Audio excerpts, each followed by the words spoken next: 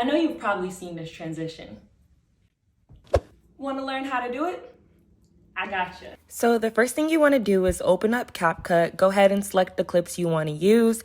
If you don't want to watch your videos all the way through, what you can do is just scan through it and then look for when you see the shot of your foot hitting the shoe.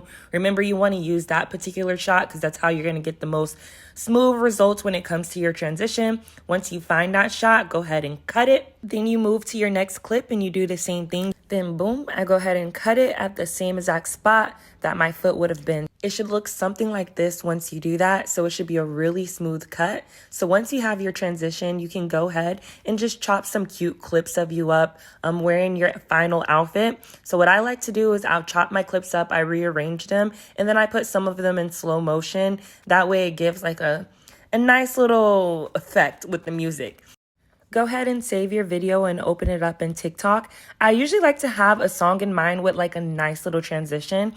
And TikTok randomly just gave me a song with a great transition about an outfit. So I just went ahead and used that. Now the goal is to place the transition exactly where the beat drops. So you can usually see it by the audio waves. So if you pay attention to where there's the audio waves, that will go ahead and put the transition exactly where the beat drops. And it will look something like this. She cannot beat my outfit.